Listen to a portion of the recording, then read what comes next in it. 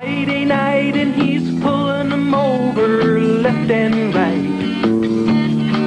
He sort of looks like Darth Vader with his gun and his radar and his flashing blue light. He drives a government squad car full of all kinds of hardware to handle the angry mob. And with his badge on his shoulder and his gun in his holster, he'll tell you he's just doing his job. Watch out for martial law, martial law. He's there to prove who owns the muscle. Pull you over to the side of the shoulder, cause he cannot see your license plate of light. Because he cannot see your license. Constitution, I'm going to show you how it applies. Any questions? Now that we've gone over the Constitution and we've talked about some of the ways that you can use it, now we're going to go into some of the ways that you can apply it, okay? We would like to ask a few questions of the audience, though, first. If anybody has any questions that so far maybe they don't understand or they have an idea. Yes, you, sir. Yeah, how do I react properly if a police... Okay, we're going to cover that. We're going to cover exactly what to do in the event you're pulled over, and we're going to cover how to handle most of your traffic cases, okay? But basically the most important thing to do is to be very courteous at all times. Extend to every person the courtesy that you would like yourself, okay? And my honest advice is if it's yes sir, no sir, you treat the officer with some due respect. And most of the time you'll find that if you treat them professionally, they will respond in kind. And usually they'll treat you professionally. But the bottom line is if you react with a negative attitude, you're going to get negative attitude back, and that's non-productive. So I highly recommend you accord the officer every respect. Remember, he is out there risking his life every day to protect the public, and you know, you have to understand most of the police officers are professional, and they will respond professionally. Every now and then you're going to get a yahoo, but that's the way it is in life. I mean, but most of the people, if you treat them respectfully, they will respond in kind. Yes, sir, you back there. Yes, I was wondering about the concealed weapons carrying procedures. Do I have a right to, or should I leave it home? What should I do? Well, you do have a right, and we will go over that very thoroughly. We're going to go into the second part of this program right now. We're going to teach you, one, how to be your own counsel in court. We're going to teach you some of the arguments that you can use with the training that we've already given you. And we're going to show you how to graphically use your constitutional rights to exercise your rights. So that'll be covered. Right. Yes, sir. Yes, if I'm pulled over just while driving down the road, can you give us some idea of a procedure that, what procedure to say, what things to say, what not to say, and that sort of thing? Well, the things to do, first of all, is when you pull over, try not to demonstrate any rapid movements or any like you're reaching under the seat or you're reaching in the glove box. Keep your hands where you can be seen. Do not overreact. Try and be calm. Talk to the officer in a mellow voice. Don't yell or holler or use profanity whatsoever. Basically, it's yes, sir. You know, what can I do for you, sir? They'll usually ask you to produce your documentation. You have license, proof of insurance, and the registration of the vehicle. Okay? Now, we're going to go into a lot of issues on those. Programming to cover that, to show you some of the things that you can do and what you can opt to do. Also, I recommend that you treat the officer, as I told the other gentleman there, very courteously, because that is going to get you a lot farther ahead than giving them a lot of negative hype or trying to outshout them or give them a lot of static. So my honest counsel is, let me show you how we proceed. Most of the time you will be able to leave the scene without any serious injury. You might have a ticket or this or that, but we'll show you how to deal with that, okay? But you need to be understanding that this party is an armed party, and you don't want to do any movements that's going to cause him to overreact to an injury of you. Yeah. And you'll find that a lot of times this is the most dangerous thing a police officer does, is stop people all day, because he never knows when somebody might do some really serious traumatic thing, you know. So they're very nervous about this, and the quicker you can relieve their nervousness and just be a regular person and let them realize you're just going to talk in a plain and common voice, the sooner you're going to be in a communicative situation. Now, obviously, you're going to find out real quick if you got a cooperative officer or not, and if you don't have a cooperative officer, then you're going to be in court anyway. So the best thing I can tell you is be patient. Just let us follow along with our program, and we'll be happy to demonstrate. And again, we would like to let you know that your best defenses are in your Constitution, that Constitution is a viable contract, that it is enforceable in the court of law under the statute of frauds, that you have a right to claim those rights, that the burden is on you to claim them timely, and a key word here is timely, or you lose the right. So you want to be cognizant of your rights and be able to timely speak up. Okay? Now, let's go on to a couple of things here. We're going to concentrate, as we did before, on our main basic cases. We also want to give you some further advanced programming. The book The Federalist Papers by Madison, Hamilton, and Jay. Those are the gentlemen that wrote the United States Constitution. Okay? And you want the Mentor edition because it is the unabridged edition. Now, the Supreme Court has ruled in the case of Cohen versus Virginia. That's recorded at 6 Wheat Reporter, volume 6, page 2. All right? Now, Wheat is an old report, and this was done in 1821, so you may have to go to your leading law library around, like we go to Michigan, University of Michigan, or we go to Detroit College of Law. But you want to these pages will be so old you'll have to worry how you turn them without trying to screw them up. But the Supreme Court ruled in the matter of Cohen versus Virginia, 6 Wheat 2, that this book, The Federalist Papers, was the exact record of the intent of the framers of the Constitution, Madison, Hamilton, and Jay. Those are the guys that wrote the Constitution. So obviously being able to read their published thoughts as they were doing this Constitution is very, very forceful in terms of constitutional interpretation, and the intent of the lawmaker is the law. And it shall be liberally enforced in favor of you. You are the clearly intended and expressly designated beneficiary. Got me? So everything you can do to enhance your position in terms of how your lawmakers thought when they framed this Constitution clearly makes your case even more stronger for the Constitution to be interpreted in favor of you. So we recommend you get a copy of this Federalist Papers. You read it cover to cover. You want the Mentor edition because that's the unabridged edition. You'll find some of the other editions got some of the pages pulled out. Okay? Now, we want to get into some of the cases. Basically, the second program that we have here is the advanced section. We are going to be covering procedures. We're going to be teaching you how to be your own counsel. We're going to be telling you some facts and issues on what to do, what happens when you get pulled over, how do you exercise your rights in a timely fashion. We're going to be talking about some of the problems that are going on in America today. We're going to be talking about some of the studies that have been done. We just had a law review study put out by this lady here. Her name is Joyce Lee Malcolm. Joyce Lee Malcolm. She started out working for the anti-gun people. She is a Harvard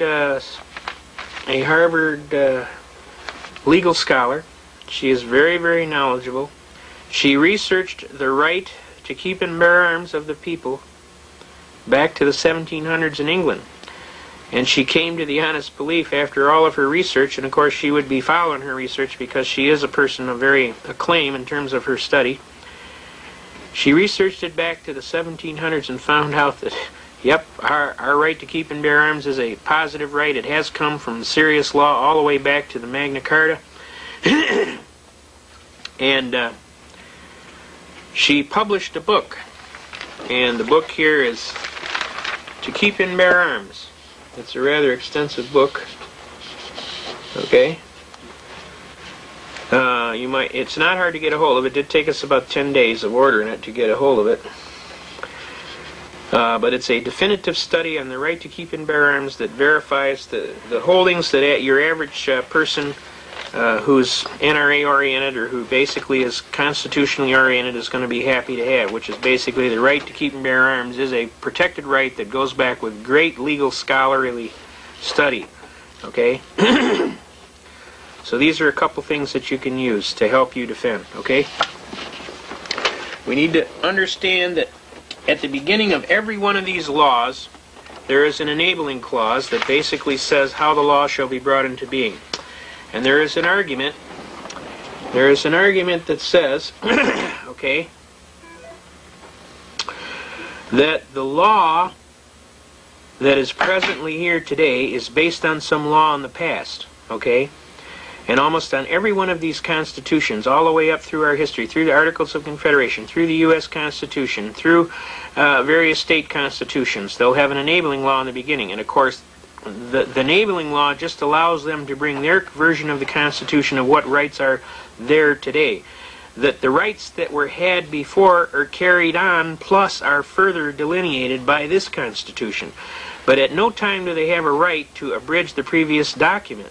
Now, going all the way back to the Magna Carta, you can see the decisions where it comes down. The Magna Carta, the Declaration of Independence, the Articles of Confederation, the United States Constitution, the Virginia Acts of Concession, the Northwest Ordinance, the Northwest Territorial Government, the Northwest Territorial Division, Indiana, the Indiana-Michigan Territorial Division, the Enabling Acts, and that's what I'm trying to explain to you today. The Michigan Organization and Submitting Alternatives, and the Michigan Assent to Condition of Admission.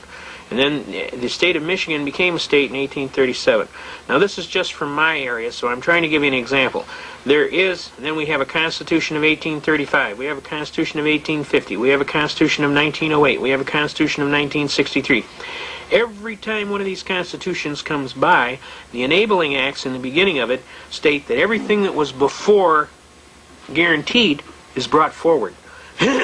Okay? So everything that is before is brought forward and carried forward, and if anything, it's supposed to be made stronger. Okay? It's never made weaker, it's made stronger, or it's equal to. So all of the rights brought forward are carried all the way back from the Magna Carta as a line of succession. So this is how you historically review trends and where, what, and how it comes from, and how authorities are established in law. Okay? Now, the important thing to understand is that we are going to cover procedures. We are back to our normal procedure here. We have our court cases here. We are going to start giving you examples of court cases as we go, and we're going to show you how you can exercise rights. Now, one of the first cases that we are going to bring is basically the right to travel. All right. Now, there's a lot of people that are interested in this particular issue, and license plates and driver's licenses and all this, and you have a lot of programming that's problematic from this, and you have a lot of people that are looking to argue. So we want to share some basic arguments with you.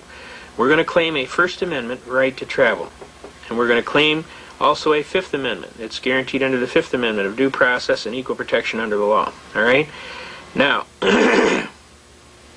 we come down, we looked up in our state constitution, and this is our constitution, and basically we have protected a right to travel. Okay? The freedom to travel is a fundamental right that should be unlimited by statutes, rules, or regulations which unreasonably burden or restrict movement. Okay? Now then, a law which substantially affects or penalizes the exercise of the right to travel may be justified only by a compelling state interest and must be tailored carefully to avoid unnecessary infringement on the right. Okay? Now, when we come down here, we start reading some of these arguments. You'll notice these little letters here that say, freedom to travel throughout the United States has long been recognized as a basic right under the federal Constitution. See Note 54. Everybody see this little Note 54 here? Again, we're going to take this Note 54. We're going to come down here.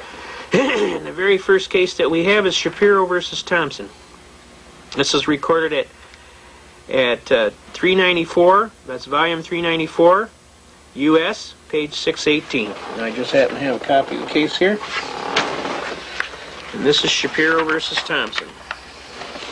Okay, now the beginning of the case, all right, pull that one up there. The beginning of the case, they're talking about the purpose of inhibiting migration by needy persons into a state is constitutionally impermissible. All right? All citizens must be free to travel throughout the United States uninhibited by statutes, rules, or regulations which unreasonably burden or restrict this movement. All right? If a law has no other purpose than to chill assertions of constitutional rights by penalizing those who choose to exercise them, it is patently unconstitutional. All right, does everybody pick up on the gist of the argument here? Equal Protection Clause prohibits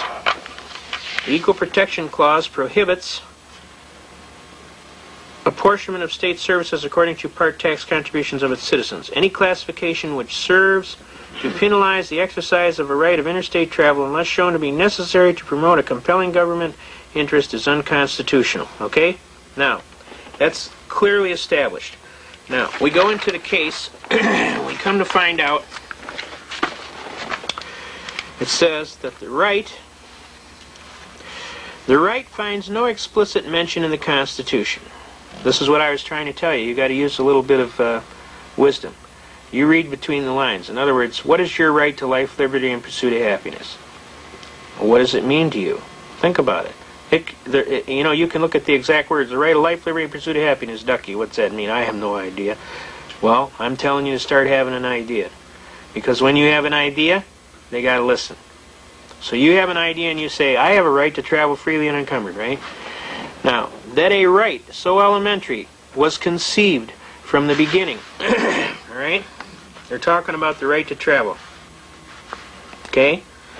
That a right was so elementary was conceived from the beginning to be necessary concomitant of the stronger union the Constitution created. In any event, freedom to travel throughout the United States has long been recognized as a basic right under the Constitution. We've established that the right is clearly there. So you were right. You had a feeling that you had a right to travel, and you were right. There is such a right there, okay? One of the ways you could find arguments on that would be to go into the Federal Digest at the local library. Go down by your Supreme Court cases. There'll be a set of red books called the Federal Digest right next to the Shepard citations. You look up the book called Words and Phrases. And in the book Words and Phrases, you ask for the right to travel. It'll give you every Supreme Court case that has anything to do with the right to travel, okay? One of the leading cases is this case, Shapiro versus Thompson, that it's such a basic right it doesn't even need to be mentioned, okay? Now, it is important that you be able to back your arguments up. In other words, it's one thing to pick the argument up. Now, here we go. In moving from jurisdiction to jurisdiction, they were exercising their constitutional right, and any classification which penalizes the exercise of the right unless shown to be necessary to promote a compelling government interest is unconstitutional. All right? Now, the reality was they exercised their right to timely travel. All right? And the state didn't want to allow that. All right? Now, let's flip back here. I'm going to ask you a series of questions. First of all, the Constitution is the supreme law of the land, right? We established that. Who said so? Marbury versus Madison, 5 U.S. 137, 1803. The Constitution of these United States is the supreme law of the land. Any law in conflicts, null and void of law. Now, we know that the Constitution is supreme. We know that the right is clearly established in Shapiro versus Thompson. Can a state, arbitrarily and erroneously, convert a secured liberty, in this case the right to travel freely and unencumbered, into a privilege and issue a license and a fee for it? Obviously, we have decided that in Murdoch versus Pennsylvania, clearly, no state may convert a secured liberty into a privilege. Now, does everybody see how we plug that in? Just like on your computer, you fill in the blanks, okay? You have the court case.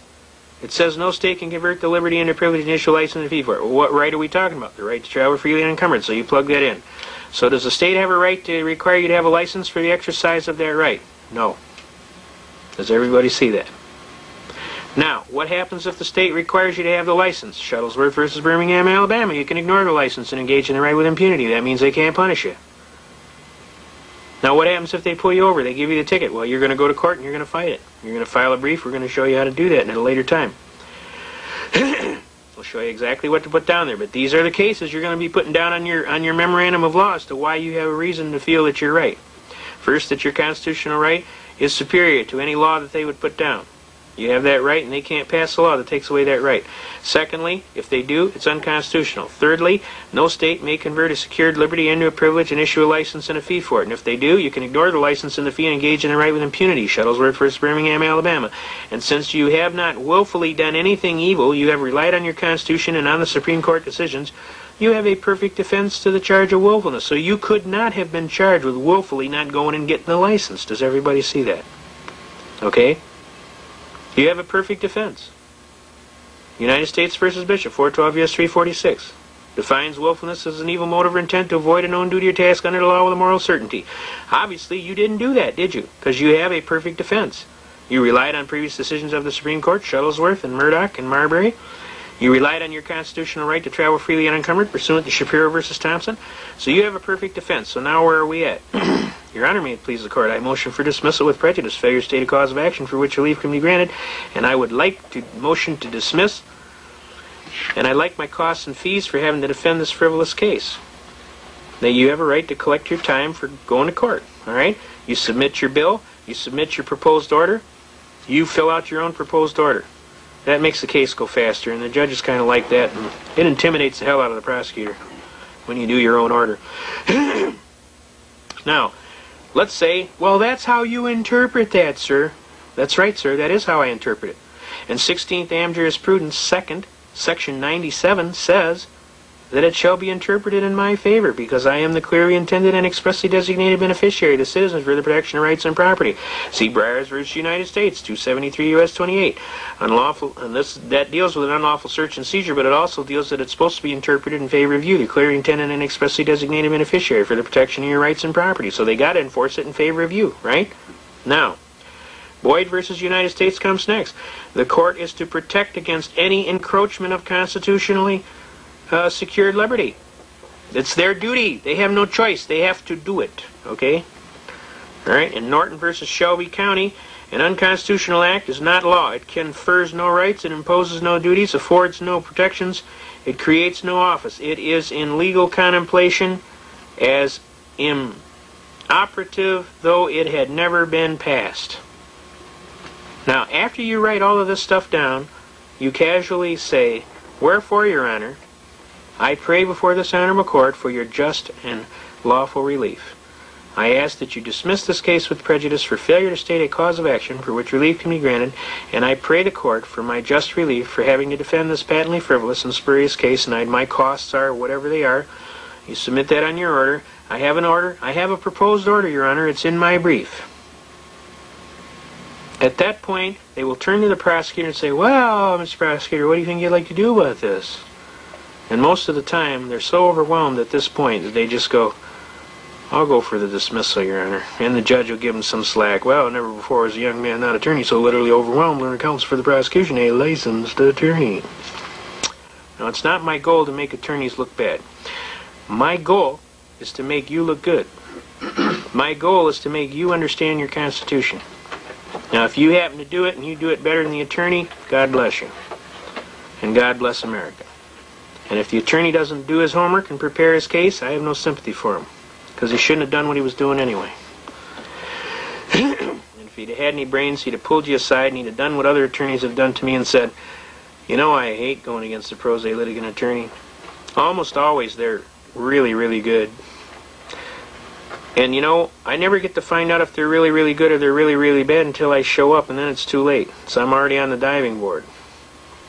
And either the pool has water in it or it doesn't.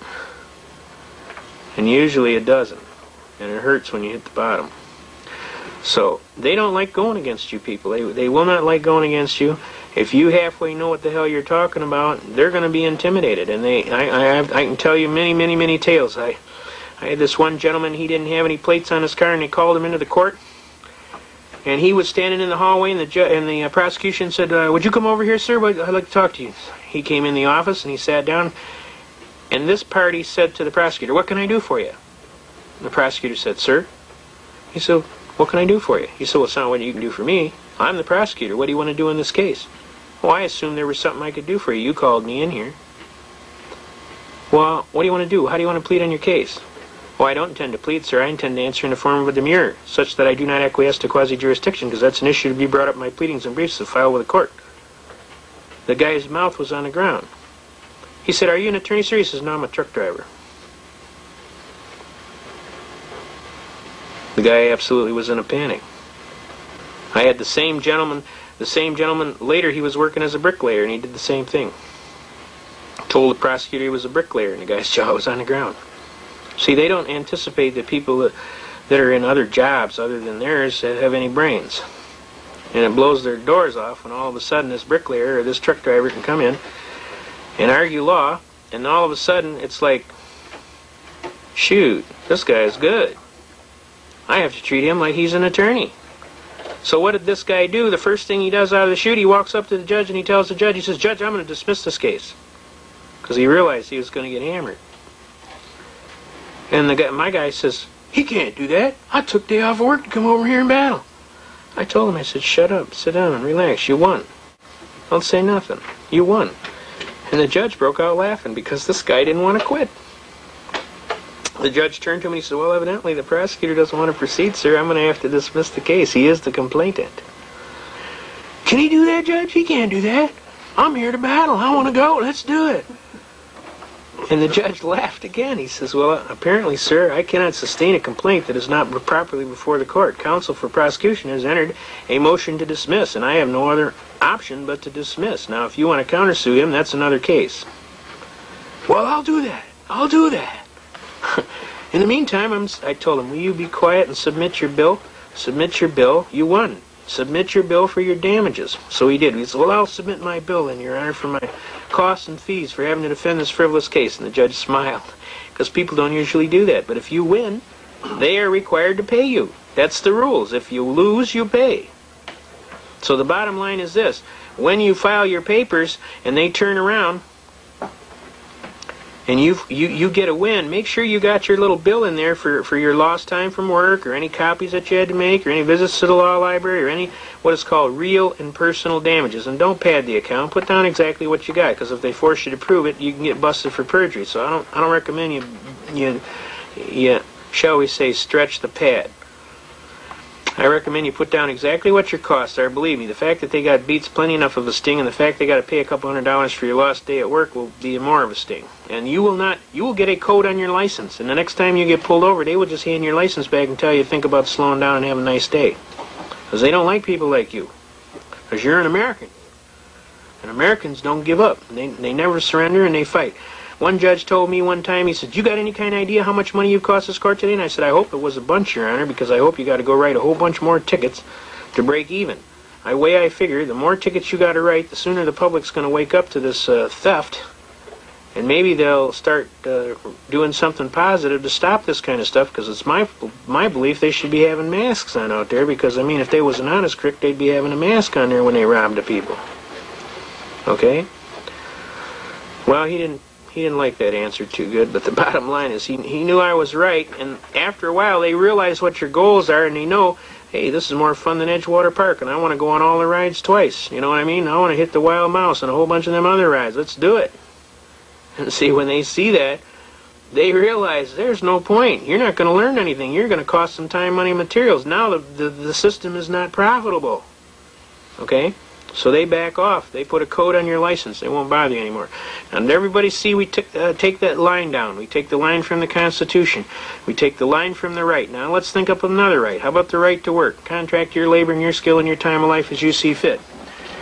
Now, your right to work is protected by the Constitution under the First Amendment. Again, you have a right to work and contract your labor and your skill and your time of life as you see fit. I get hauled into court before the chief judge of this big court here in Oakland County. I won't give you the judge's name because he was a fair judge and a good judge, and I'm going to let him slide. But the bottom line is this. He looked just like Abe Lincoln. I mean, exactly. He was the spitting image. And he leans over the chair and he says, well, he says, it's been reported to me, son, that you don't have a license to practice law. Is that correct? And I looked up at him and I said, Judge, I'm not practicing. I know what the hell I'm doing. And the whole court broke out laughing. He said, that's pretty good. That's pretty good. I like somebody with a sense of humor. He said, but that doesn't change anything, son. You have to have a license to practice law. And I said, Your Honor, I'm an unenfranchised common law free man. I live at the common law. I am not a participant in any tontine schemes of limited liability on a joint venture for profit with an insurable interest requiring me to participate in these illegal corporate Ponzi schemes. I am just Joe Blow from Kokomo down on the street. I just live at the common law. And I have a right to work and contract my labor, my skill, and my time of life as I see fit, not as some third-party arbitrary and capricious bar association sees fit. And they had loaded the court with all these attorneys, and they went, whoa, you hear that guy? I said, Your Honor, the state of Michigan arbitrarily and erroneously converted my right to work into a privilege and issued a license and a fee for it. That's unconstitutional, Your Honor. Marbury versus Madison, 5 U.S. 137, 1803. Anything in conflict or repugnancy is null and void of law. Okay? Can you see that? Marbury versus Madison. And since the state converted my right into a privilege and issued a license and a fee for it, Murdoch versus Pennsylvania, no state may convert a secured liberty into a privilege and issue a license and a fee for it. And if they do, Shuttlesworth versus Birmingham, Alabama says I may ignore the license and the fee and engage in the right with impunity. That means you can't punish me. And U.S. versus Bishop, 412 U.S. 346 defines willfulness as an evil motive or intent to avoid a known duty or task under the law with a moral certainty. I submit, Your Honor, I couldn't have done an evil task because I was totally following the Constitution and the U.S. Supreme Court. I would submit that prosecution counsel's burden is to prove that I did willfully and knowingly avoid a known duty or task under the law, namely to get the license. And I would submit he specifically precluded he cannot perform his task, and therefore I'd motion for dismissal with prejudice failure to state a cause of action for which relief can be granted, and I'd kind of like to collect my costs and fees for having to defend this frivolous, spurious complaint. The judge rolls back in his chair with a great big smile, and he turns to counsel for the prosecution. He says, "Well, Mr. Prose, what do you think we ought to do about this young gentleman?" The prosecution bounced back. "How about we honor the motion to dismiss, Your Honor?" The judge says, "Good answer, because I don't think you're ready for this kid today." And the whole court broke out laughing. And an old gentleman walked up to me and he said, "Son, I just want to shake your hand and tell you, you got to have like King Kong, because you just slammed the Bar Association right into the ground.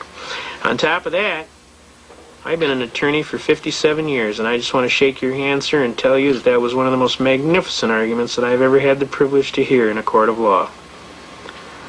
Now, he was an honest attorney, and he realized what kind of a chain was around his ankle with this Bar Association. And these lawyers, they resent that. They really do. They're people just like you. They don't like to have any chains on them. But they hadn't had anybody quite show them how to get those chains off.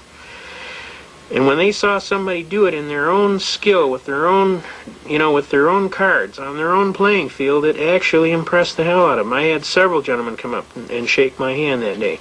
Needless to say, the case was dismissed, and I've been helping little people getting jammed for years. Every time I see some little person get jammed, I'm out there flipping that wrench. Zingy, zingy, zingy. And I flip that wrench on them so good that usually they just back off. Dr. Kevorkian was a perfect example. The poor man was just trying to help these poor people. They were jamming him every which way but loose. So what we did is we taught him a thing called quo warranto. I got a hold of his attorney and submitted all of the arguments. Let me bring that up here. Quo warranto. We brought it in here. Let's see. Just a second. Can we go to a pause here for just a second? Oh, wait. Here we go. There we go. Quo warranto. Let's bring that up next. All right. Now, we're going to bring up several arguments right here. We're going to bring up police powers, and we're going to bring up quo warranto. Quo warranto is a basic right that goes back to English law, ancient English law. Okay, here it is right here. All right, quo warranto. Let's read it. Quo warranto. In Old English practice, a writ in a nature of a writ of right for the king against him who claimed or usurped any office, franchise, or liberty, to inquire by what authority he supported his claim in order to determine the right. It lay also in the case of a non-user or long neglect of a franchise. Franchise is corporation.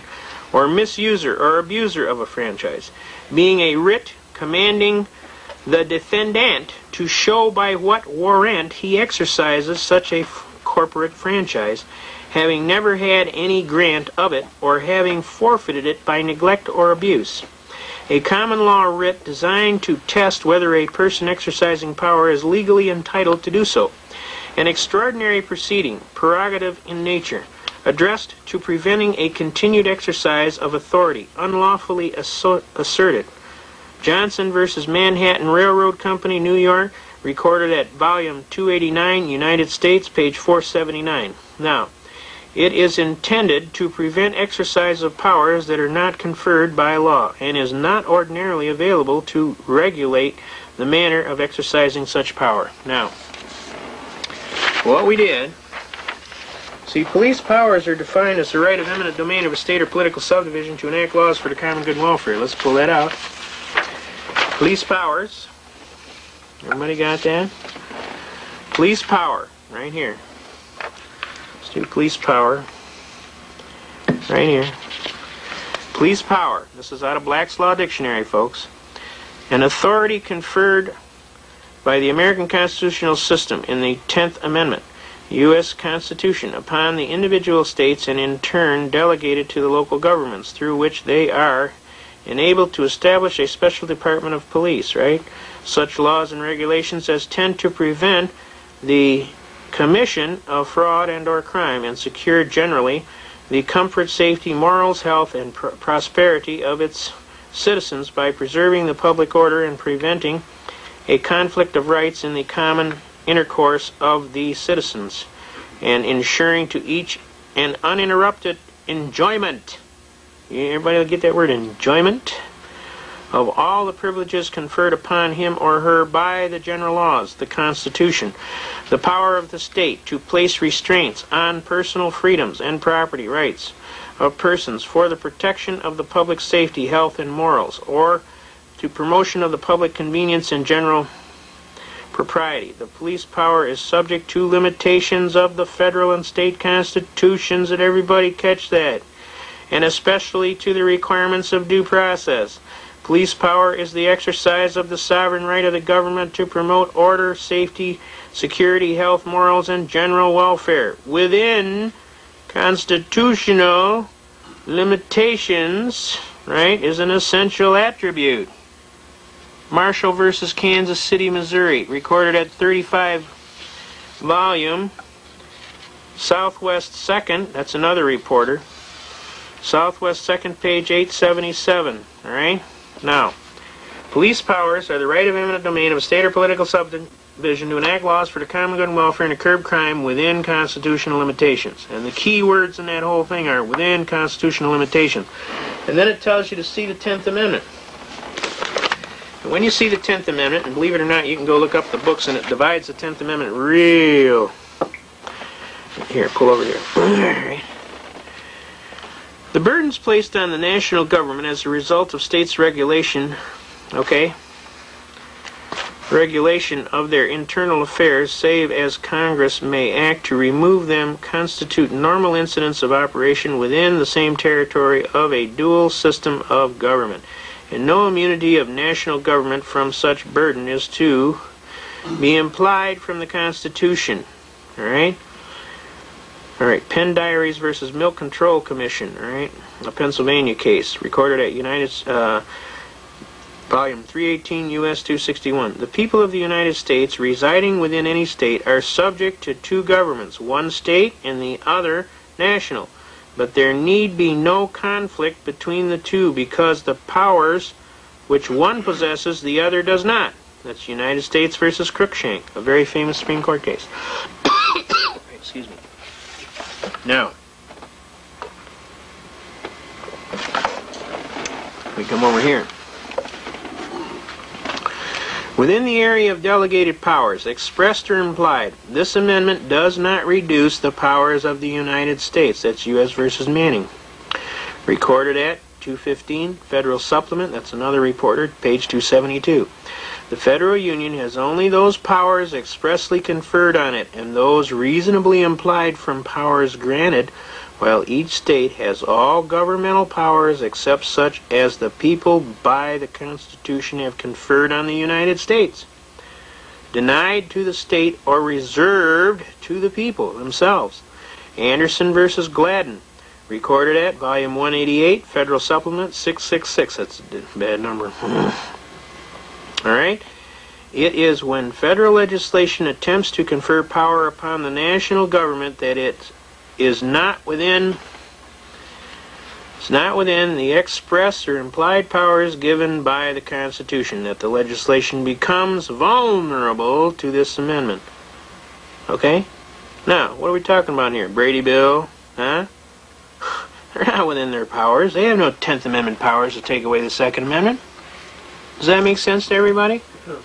They don't have any powers to go and take away the Second Amendment or any other amendment. The Fourth Amendment, the Fifth Amendment, nothing. And the Ninth Amendment precluded them from adding on to the Constitution in such a way that would take away the powers.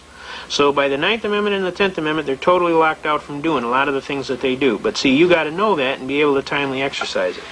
So it's very important to understand your Tenth Amendment powers. Now, when in the course of human events it becomes necessary and proper, and this is what we did. This is what we did to help out Dr. Kevorkian. We made sure that his lawyer got this knowledge. We went in there and we dug up a writ of quo warranto. A writ of quo warranto. Alright? Now, this doesn't look like much, but let me tell you something. What we're talking about doing here, see, most cities, at least in the state of Michigan, are by Public Act 230 Public Acts or Public Act 287 of Public Acts, and in every one of them there is a Rights and Powers section. Usually it's recorded at 2.2 or 3.1, and it basically says, and I quote, "Subject to the Constitution of the United States and the general laws of the state of Michigan, the city of, or the township of, has rights and powers too." And then it starts listing the rights and powers. Right to have a police department, right to have a fire department, right to have a city hall, right, and it starts listing all these powers. Now, the antithesis to the argument is that if they're not within the Constitution of the United States and the general laws of the state of Michigan, they don't have any rights and powers. Does that make sense to everybody?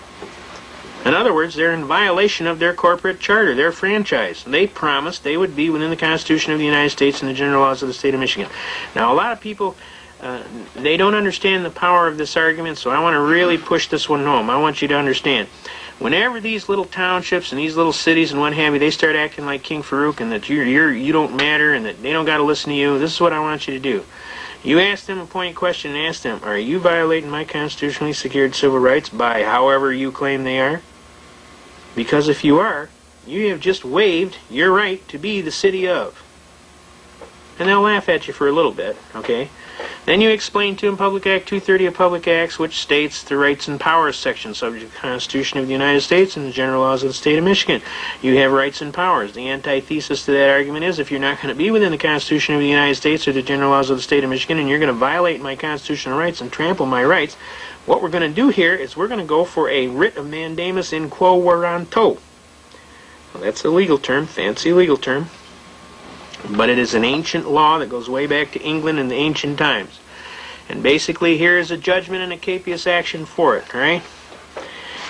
You put down here the case.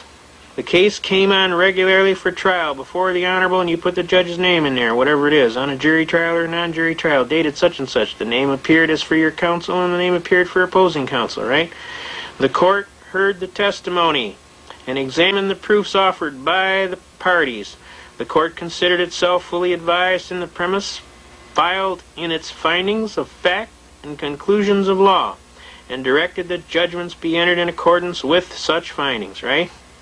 Which means they figured out that they violated your constitutional rights. They didn't have a right to violate your constitutional rights, and in the hearing you showed they violated your constitutional rights, and the judge figured out they violated your constitutional rights. So now, for your prayer for relief, we're going to get this quo warranto. And this is exactly what happened to the Honorable Dr. Kevorkian. You'll notice that he was in jail and they were hammering the tail out of him. The next thing you know, everything got real quiet. Nobody said nothing. And then the next thing you know, they were letting him go and they were minding their business. Now this is how it happened. It is therefore ordered and adjudged and decreed. 1. Defendant corporation, the city of, you put down what name, has violated provisions of the act under which it was created, and also has violated provisions of Public Act 230 of Public Act Section 2.2 Rights and Powers section. In other words, it didn't uphold the Constitution of the United States or the general laws of the state of Michigan.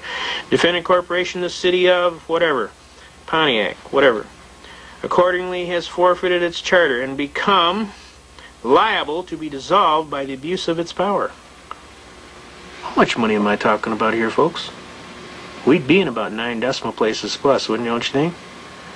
Now, do you think they're going to bother some little doctor when they're looking at shutting down a major city? What do you think is going to happen?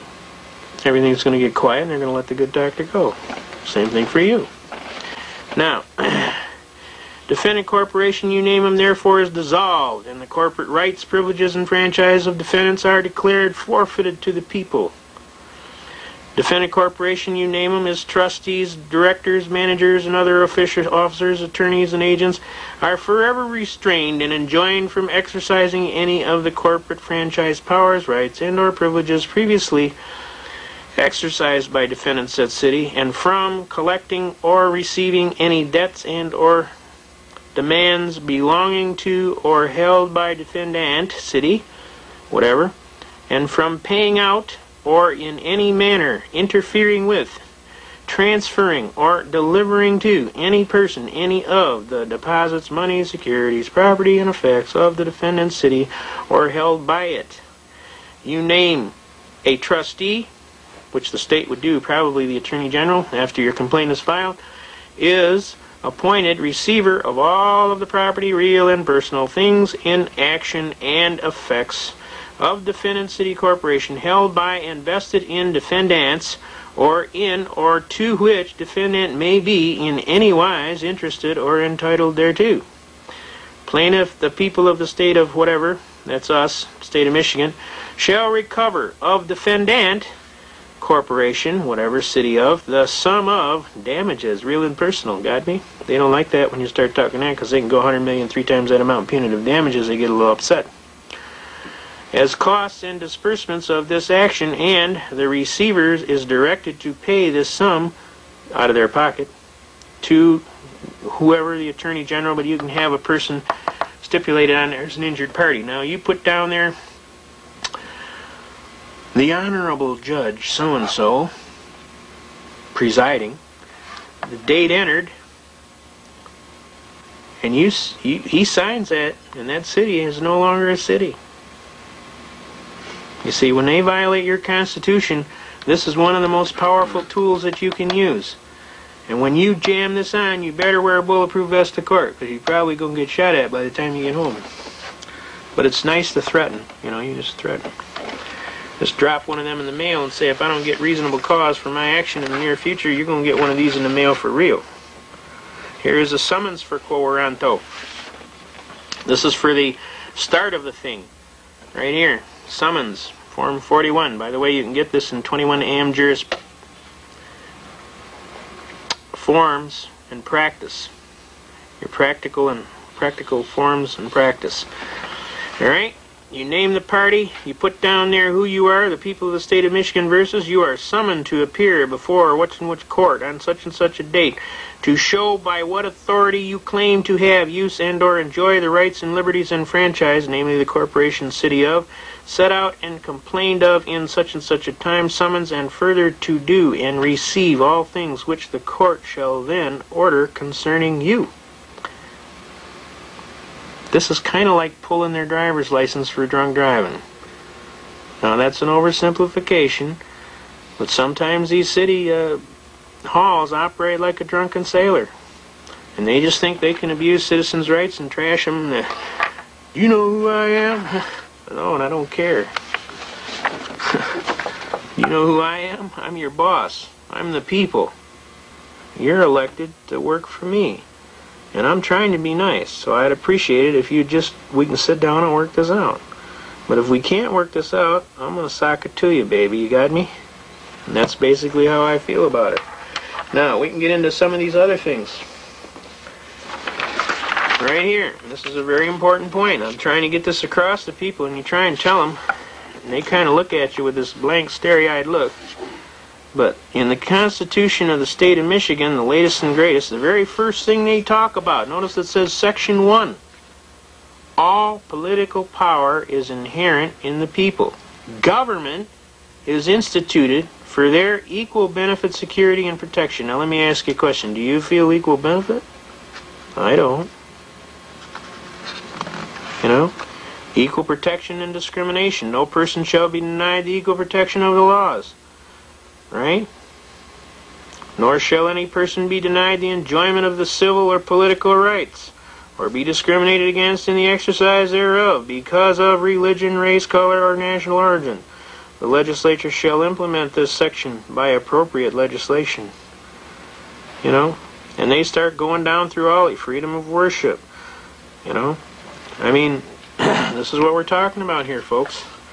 You know your rights, you got them. You don't know them, you don't got them. You get back in here to police powers generally. This is something you got to understand. Generally, the police power is the exercise of the sovereign right of the government to promote order, safety, and health and morals, and the general welfare of the society within constitutional limits. Within constitutional limits. Did everybody hear that? Within constitutional limits. Generally, the police power is the exercise of the sovereign right of the government to promote order, safety, health, and moral, and general welfare of the society within the constitutional limits. As otherwise stated, the police power of the state is a power or organization of a system of regulations to foster the health, order, and comfort of the people, and to prevent and or punish injuries and offenses to the public. Right? But it has to be within constitutional limitations, and it embraces all rules for the protection of life, liberty, and property. I mean, that's a contradiction of logic today, folks. That doesn't happen. You and I both know it. I mean, who are they kidding? They ain't kidding me. Okay? So, it's up to you, and it's up to me. And we got to get a hold of this book right here. You get a hold of this Constitution, and you start learning that Constitution, and you quote a chapter and verse, and guess what? You'll notice a unique, different change. One, after a while, they start to listen. And you actually affect what is called positive change. And every time they see you, and that goofy hat you wear, they go, oh, for God's sake, don't give that guy no ticket. I have actually been pulled over, listening to the program, didn't have no plates on my car. Policeman called, he says, you got positive ID on the guy? And a friend of mine was taping it off his police radio. He said, yeah, it's him. He said, well, for God's sake, don't give that guy no ticket. And the guy says, Sarge, he ain't got no plates on his car. I said, I don't give a damn what he ain't got on his car. Don't give that guy no ticket. He said, but Sarge, he told me he's just been waiting to fight it and beat it all the way to the Supreme Court, and I wrote that on the ticket. He says, you give that guy a ticket? I said, I just told you not to give that guy a ticket. What are you, deaf? You got some problem with your hearing? He said, I told you not to give that guy a ticket. Now, why did you give that guy a ticket? He said, Sarge, he ain't got no plates on the car. I said, I told you I don't care what he ain't got on the car. This is all recorded on a radio broadcast. So everybody was laughing. The police were laughing. Everybody was laughing. His buddies were laughing. They were ribbing him over the radio. The sergeant told him, all right, knock it off. Clear the net. This is serious. He said, fine. He said, you give him a ticket? He says, fine. He says, tomorrow morning at 9 o'clock, I want you to be in here when the city attorney comes in here, and he says, you're going to personally deliver the ticket to him, and he ain't going to be real happy with you. Because he hates that guy. Every time he goes to court, that guy blows his doors off. He looks like a fool. You give the guy a ticket. Now he's got to go to court. So sure enough, we go to court.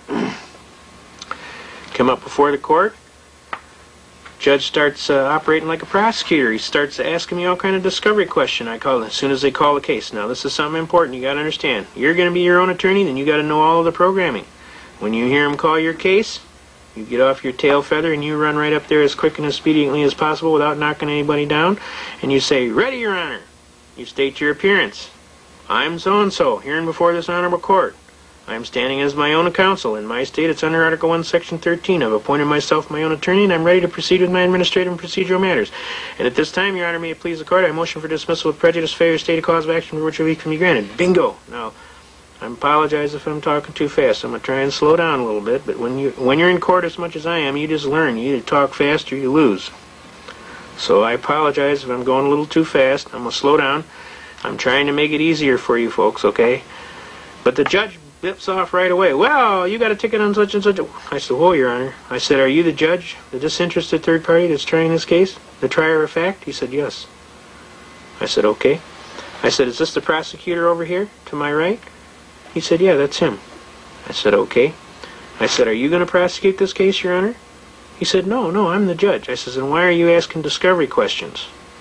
Well, I just want to find out what's going on. I says, isn't that his job over there? That's what he's supposed to do. He's supposed to present his case as the prosecutor, trier of the case. You're the trier of fact, he's the trier of the case. I said, if you're going to operate as the judge and the prosecutor, I'm going to object on the record as a mistrial. He said, okay, I'll let you enter that on the record. Go ahead. I said, okay, let it be entered on the record as an appealable issue. He said, okay. He said, now it's on the record. He said, let me ask you this. You get a ticket on September the 30th? I said, yes, sir. He said, well, let me ask you this. Do you have any plates on your car? I says, no, sir. And I don't intend to get any. And of course, all the people in the court, oh, this guy's going to jail. Watch this. This is going to be good. He says to me, he says, I assume you have a very good reason for that. And I said, yes, sir, and I shut up. I waited. He said, can I hear it? I said, well, Your Honor, I said, I'm an unfranchised common law free man. I'm not a participant in any tontine schemes of limited liability on a joint venture for profit with an insurable interest requiring me to participate in these corporate Ponzi schemes. I'm just a little Joe from Kokomo. I live on the block. I travel at the common law. And I have a right to travel freely and unencumbered pursuant to Shapiro versus Thompson, and that right is so basic it doesn't even need to be mentioned. The state of Michigan arbitrarily and erroneously converted my right into a privilege and issued a license plate and a fee for it. Murdoch versus Pennsylvania says no state may convert a secured liberty into a privilege and issue a license and a fee for it. And if they do, Shuttlesworth versus Birmingham, Alabama says I can ignore the license and engage in the right with impunity. That means you can't punish me. Since I have relied on previous decisions of the U.S. Supreme Court and on constitutional defenses, I have a perfect defense for willfulness. I am immune to the prosecution. Therefore, prosecution counsel does not have a cause of action for which relief can be granted. I'd motion for dismissal with prejudice for failure to state a cause of action for which relief can be granted, and I'd kind of like to collect my costs and fees for having to defend this frivolous case. The judge starts reading the ticket. Told officer he'd just been waiting to get this ticket so he could fight it and beat it all the way to the Supreme Court. He laughed. He says, motion granted, and he ran off the bench before I could get my damages. So I went out in the hall. He went to the can. I waited for him. He came out of the can. I served him with my papers. He said, you didn't have to do that. I said, well, I didn't want you to be inconvenienced, Judge. He said, okay. He signed. I went back in the court as a casual thing just to see what kind of reaction would happen, and I sat down. About 2 cases later, this elderly gentleman gets up, and he stands up there, and he says, Your Honor, I'm not quite as knowledgeable as that young gentleman that was here just 2 cases ago, and I don't presume to understand all of the issues that he raised. But it really sounded good to me, and I'd kind of like to ditto everything he said on top of my case. Everybody broke out laughing. The judge says, all right, how many guys here didn't have no plates on their car? About 5 guys raised their hand. He says, okay, everybody dismissed. Get the hell out of here. And everybody broke out laughing. It was like, you know, at the carnival on Christmas or something, you know. It was a carnival atmosphere. So I'm telling you, you can affect change. And see, they had all figured. They said, watch this guy's going to jail. And then all of a sudden, boom, out jumped. And I mean, I'm telling you, it's this little book right here. This book. You know what's in this book? You have power. Knowledge is power. You know what's in this book, and you know how to exercise your rights in a timely fashion. You have constitutional rights. And if you exercise them, and you utilize good judgment, and be courteous, and just treat people the way you like to be treated, with a little dignity. Most of the time, 99% of the time, I win. Now, I will tell you, I've been to jail. I mean, I'm not going to lie to you. But when I go to jail, they really hate it, because I usually get, oh, the last time I got 5 guys' cases retried, and I got another 4 guys out, like within 24 hours, and then I got 11 guys off of their case because they signed up for drug rehab. And one bank robber come up to me and said to me, I think you know I'm a hard case. I said, yeah, I kind of gathered that. He says, I want you to know you changed my life. He said, I really appreciate you helping me with my paperwork. He says, they're going to give me a new chance. They're going to let me out on probation. I'm going to marry my girlfriend. And he started crying, and he basically said, I'll never forget you, Pops. He says, you're some kind of guy. He says, God bless you. And he says, I want you to know I really appreciate what you did. And I found God, too. And between you and Crazy Charlie, he said, Crazy Charlie is a minister that goes around to all the jails. He used to ride for the outlaw motorcycle gang. Crazy Charlie is clearly crazy. The last time I saw Crazy Charlie, he was riding down 8 Mile Road at 85 miles an hour, standing on his seat against another guy, standing on his seat to see who was going to wimp out first. Crazy Charlie did about 5 years in the slam because he got charged with murdering some guy. Crazy Charlie went to jail and he found God. And God spared Crazy Charlie from a life sentence in jail, and Crazy Charlie owes it to God, and he goes through all of the jails and he preaches the gospel, and he basically is quite a gentleman, and he's nobody to screw with. And when we went to chapel, the kids were all joking around. Pops, you going to chapel? I said, oh, hell yeah. He says, Pops, you're a badass. What you want to go to chapel for? I said, let me tell you something, my man. You can always learn something, and I'll tell you. One of the best places to learn it is at chapel, so why don't you come on down and you might learn something. We go down there, and who do I see? Crazy Charlie. I hadn't seen Crazy Charlie for years. He looked at me, I looked at him, he said, what the hell are you doing here? I said, I don't want to talk about it, Crazy Charlie. The guy turns around to me, he says, Pops, is there anybody in this joint you don't know? I says, I'll tell you what, this guy is a guy I would listen to. Because he's serious. The man is serious, and he found God, and he's going to try and help you find God. And in the end, you will have peace. Well, with this gentleman, this one bank robber, found this gentleman, and between myself and Crazy Charlie, he found God, and I wish you could see the peace on his face. He was in a lot of trouble. And we did his paperwork for him. We helped him, and basically they redid his whole program, and because he found God, they decided to put him out on lifetime parole. He made restitution. He gave the money back.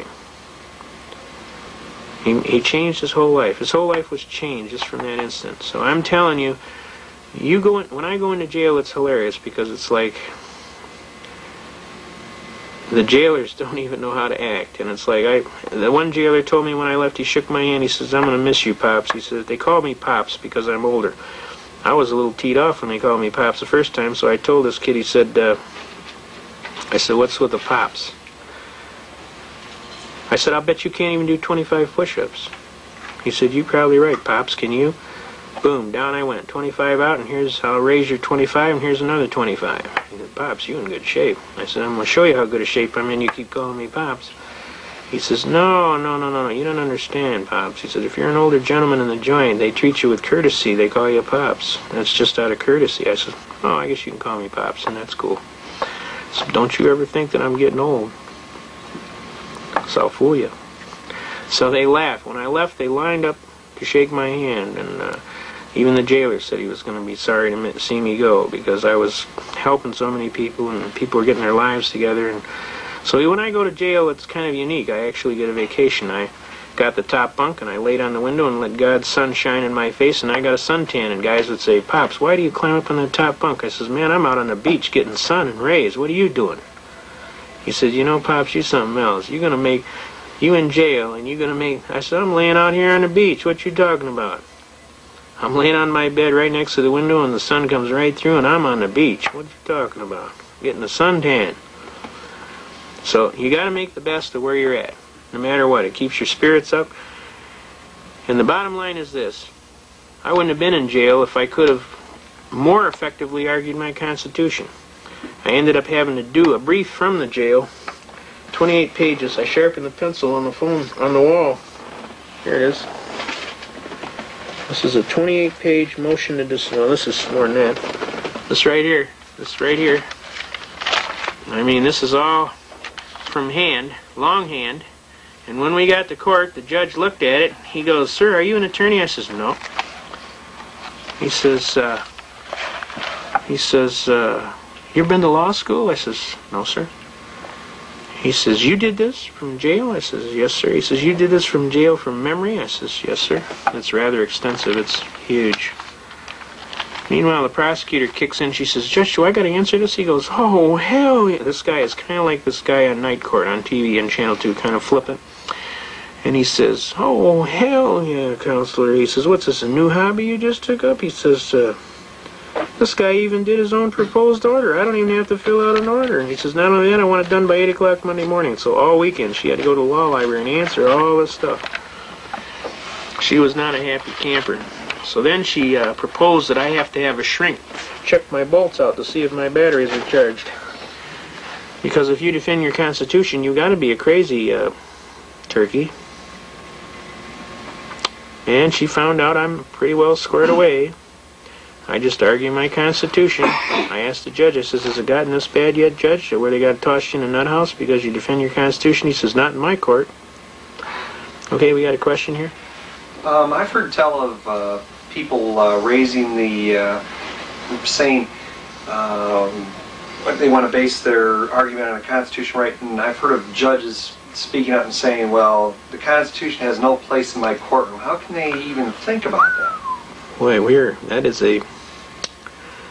is a very serious statement. Because what that judge just did in an open court of law under Title 18 United States Code Section 2381 is he just committed an act of treason.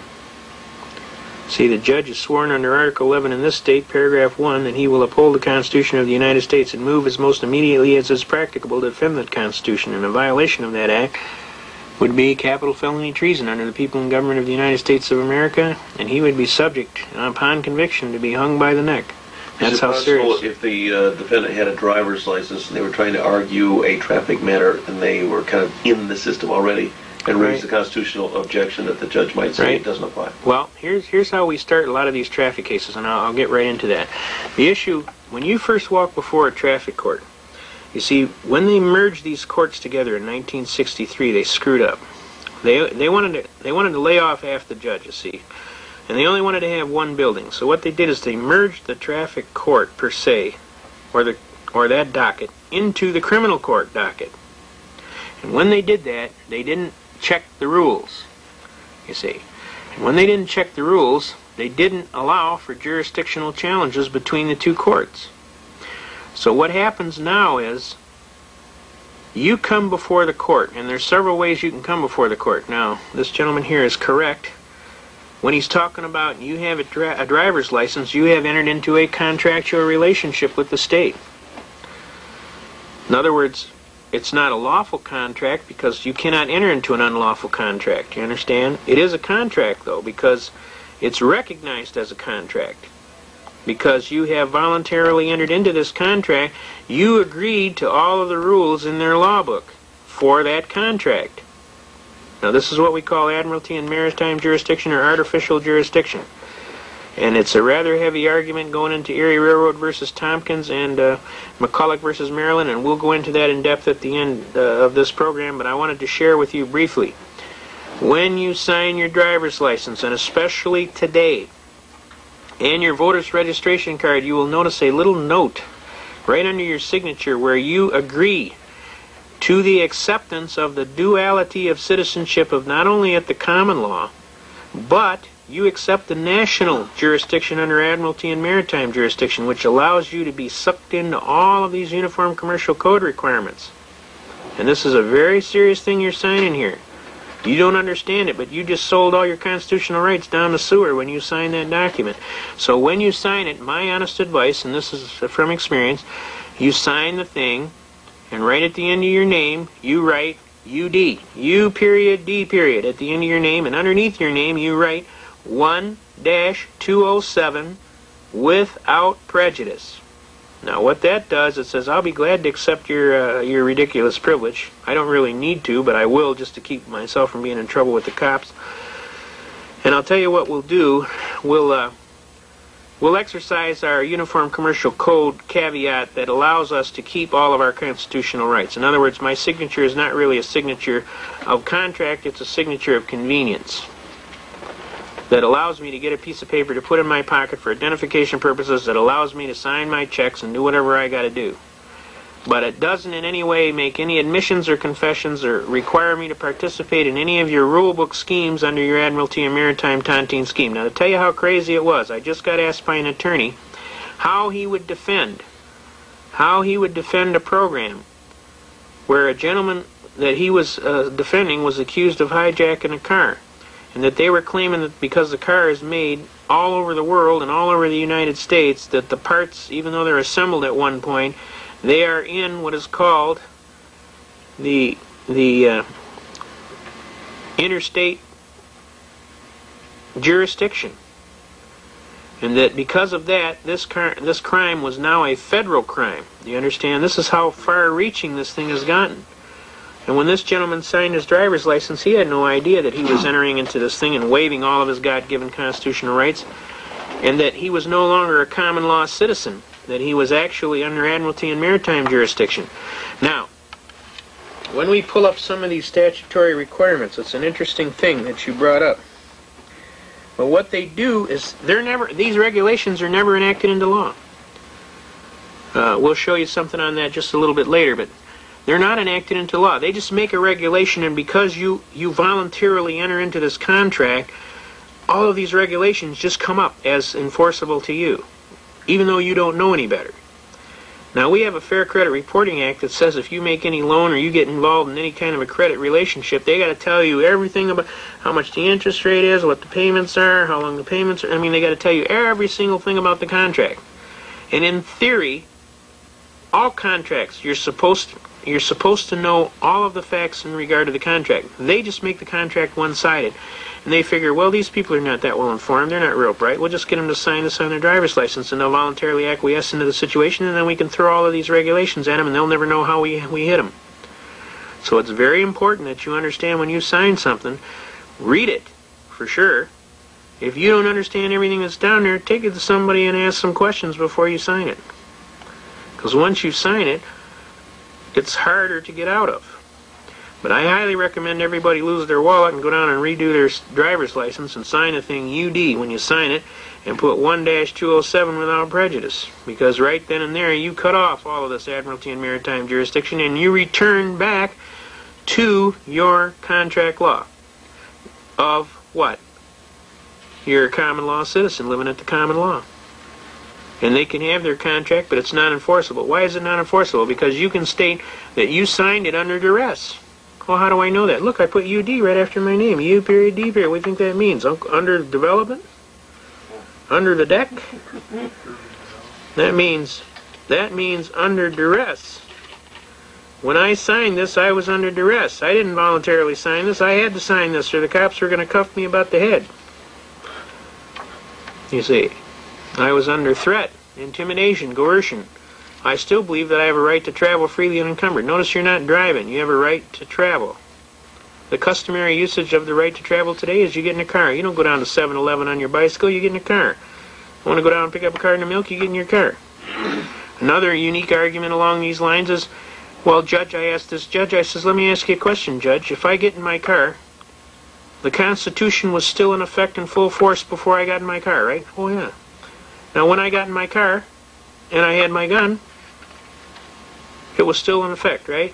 But when I closed the door, the Constitution was suspended, and everybody broke out laughing.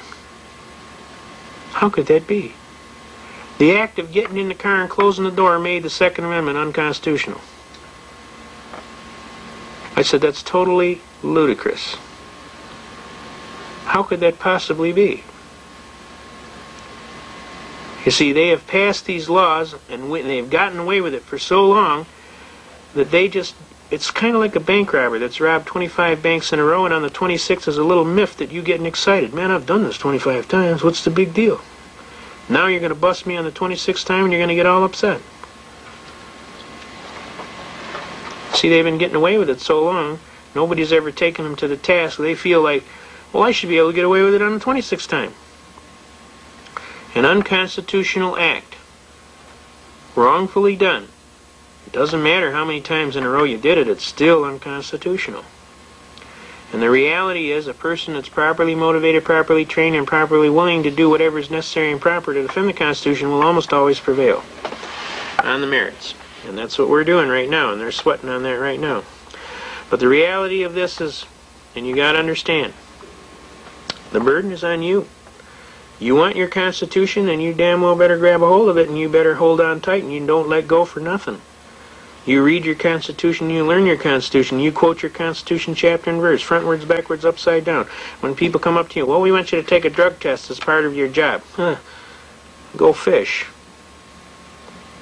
I ain't taking no drug test.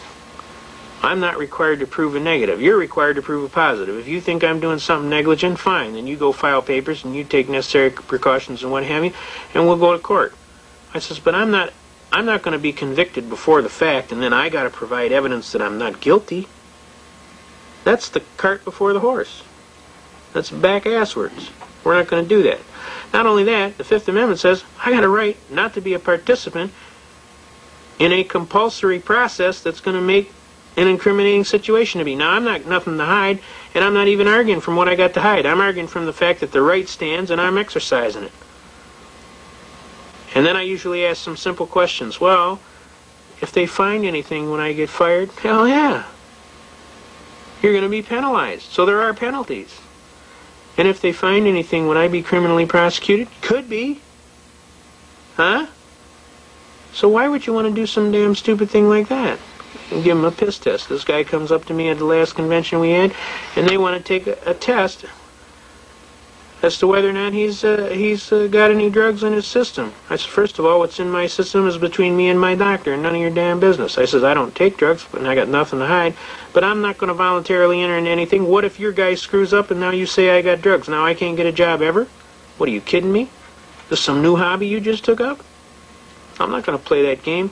It is not my burden to prove a negative. It is your burden to prove a positive. If you have a just claim for which relief can be granted, you go file your papers and we'll sit down and talk. But until such time, you go fish. Because I'm not going to play. I'm not required to play, and I'm not going to play. And if you fire me for the exercise of my constitutional right, I'm going to tell you about Miller versus United States, which says, the claim and exercise of a constitutional right shall not be converted into a crime. And you're doing that, and you're punishing me. And if you fire me for it, I will sue your socks off and attach everything you own, bank, business, and home. Now make my day. That's how I feel about it. So you find another turkey to jerk with, because I'm not going to play. Okay? Now, we want to get into some serious things. I want to get into this argument about traffic cases. This is the most practical way to deal with traffic cases. When you are pulled over, what is happening? Now you got a policeman. He's conducting discovery. Anything you say can and will be held against you. And if you don't think so, just keep rattling. And it'll all get written down on the ticket. I found that out. Told the officer he'd just been waiting to get this ticket so he can fight it and beat it all the way to the Supreme Court. Wrote that word for word right on the ticket. So when these people are with you, you keep your hatch buttoned. And I mean, I'm guilty. I admit it. Sometimes I rattle on. It's been known to happen. So I'm telling you not to do it. You button your hatch. If you say anything, it's yes, sir, and no, sir. What can I do for you? And they always like to say, going a little fast, weren't you? I say, I neither admit nor deny, and I leave you to your proofs. Oh, a lawyer. Nah, I'm not a lawyer. But I'm smart enough to keep my mouth shut, because I realize anything I say is going to be putting down on your paper. And so you got a charge, you make it, and I'll see you in court. Oh, you want to go to court? Oh, yeah, I always go to court. I fight everything, murder one. It's kind of like a hobby of mine. You know? Well, let's see what we get. And they walk back to the car, and they start writing. Or they usually come back and they say, well, you're going a little fast. Think about slowing down. We're going to let you go with the warning. You got to have a good day. Thank you, officer. You have a good day, too. God bless you and keep you safe. Okay? Courtesy. I can blow their doors off anytime I want. Still, yes, sir, no, sir. Courtesy. Courtesy pays. You treat people the way you like to be treated, and 9 times out of 10, you will benefit. You treat people like a yahoo, and you're going to get treated like a yahoo yourself. So I highly recommend courtesy as an effective way. I had a policeman one time tell me, you ever ate a flashlight the hard way? And I looked at him and I said, quite frankly, officer, most of the officers I have run into are extremely professional. And I treat them with a great deal of courtesy and professionalism because I respect what they're doing and that they risk their life every day.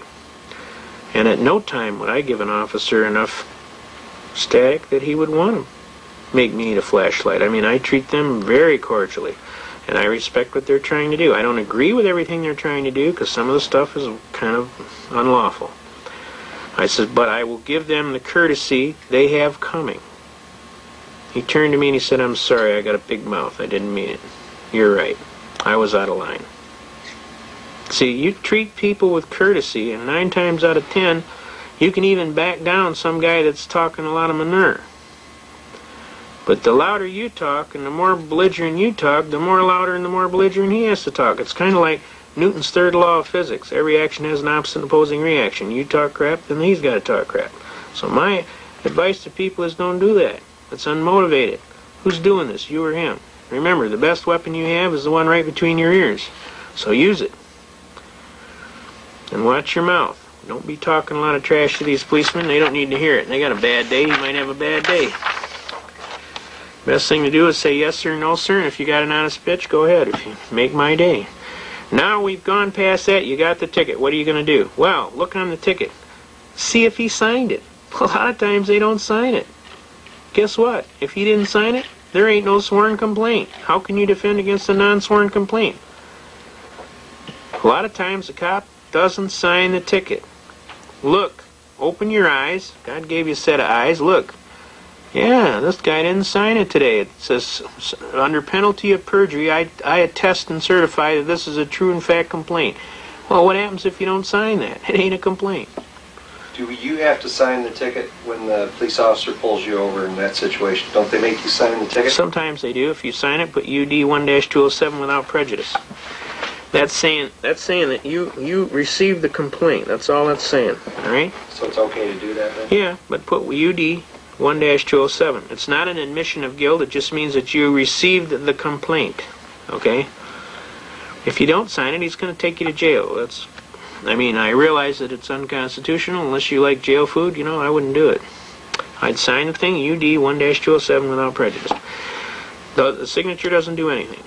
Besides, you want a copy of the complaint anyway because you want to file a brief. Now, how are you going to file a brief if you don't know what the complaint is, right? Now, the next thing you know, you have to notify the court within the time period, and it's usually 10 days. One of their dirtiest tricks is you call in and you think you got it noticed, and guess what? They claim you didn't call in. And they go ahead and say you didn't show up. Then they find you guilty, and bingo, you're out of there. So I recommend you call them, tell them that you want a formal hearing, ask the name of the party you are speaking to. And who am I speaking to? So that you've got a name of somebody that works there to verify that you called. Then immediately or sooner, type up a little notice that says, I, state your full name, do hereby request a formal hearing. Put that in the mail, sent certified mail to them, or run down there and walk right in and get them to set up a hearing. Now, you want a formal hearing. Okay, now, 5 days before that hearing, you are required to serve your papers on opposing counsel. If you don't do it in a timely fashion, Michigan General Court Rule will sock it to you and you will not be able to enter your briefs. Now, sometimes you can get away with it the last minute handing it to them and they won't say nothing, but if they want to hammer you, they can use the 5-day court rule. I have used it effectively several times. Now, you look at what it says on the complaint, whatever it says MCLA, whatever you violated, and you go down and you go to the law library, you look up Michigan Miles Laws Act, you look up exactly what they say, and then you enter a defense. I neither admit nor deny, and I leave you to your strictest proofs in a competent court of original jurisdiction. But before we go that, depending on how you want to play, and there's several ways you can go. If you want to be the hardest-nosed that you can be, you walk into court and don't send no paper. And as soon as they call a case, you, as expediently as possible, you move to the forum up there in the front, and you say in a loud and clear voice, "Ready, Your Honor." You state your full name. I'm giving my appearance before the court in propria persona, which means in your own proper person. In this state, it's pursuant to Article 1, Section 13. I've appointed myself my own attorney, and I'm ready to proceed with my administrative and procedural matters. And at this time, Your Honor, may it please the court, I'd motion for dismissal with prejudice, failure to state a cause of action for which relief can be granted. And all of a sudden, the cop will go, especially if you wear a army jacket and you look like you're 3 sheets in the wind. The cop will lean back and go, "Oh crap, we're going to get sued." I didn't know the guy was a lawyer. And then he'll start talking to the prosecutor, and the prosecutor will go, "Turkey, you brought me one of them kind. I'm going to get killed, and you're going to sit here and pay for it, I promise you." And then what happens is, out of your mouth, you tell the judge in the most clearest and expedient language, "Your Honor, may it please the court, is this a court of law or is this a court of equity?" He will immediately sound off with, "There's no equity here," just like he got hit in the knee with a hammer and his leg jumped. And just that fast. It'll happen that fast. Because he thinks there's no lawsuit here, therefore there's no equity. See, the judges don't even understand what happened with this shift from 1963 where they moved these courts together. So you got to find out what hat the judge is wearing. Is he wearing a criminal hat or is he wearing the civil hat? So you have a right to ask. You say, "Judge, this is a court of law or is this a court of equity?" He goes, "There's no equity here." Now, we just did this in a beautiful case. This little gal, she couldn't have been 80 pounds soaking wet. And this cop was about 6'2", about 320, big heavy-duty state trooper. She walks in, "Your Honor, I am representing myself as my own counsel. I would like to proceed with my administrative and procedural matters. But before we go, I have a declaratory ruling, sir. Could I ask you a question?" She goes, "Oh, sure, honey, go ahead." He says, "But you understand, only a fool stands as his own attorney." She says, that may be, sir, but I'm the best person that knows the facts in my case, and I think I have a chance. I'd like to try. Is that okay? No problem. You have a right. Is this a court of law, or is this a court of equity? The judge immediately, there's no equity here.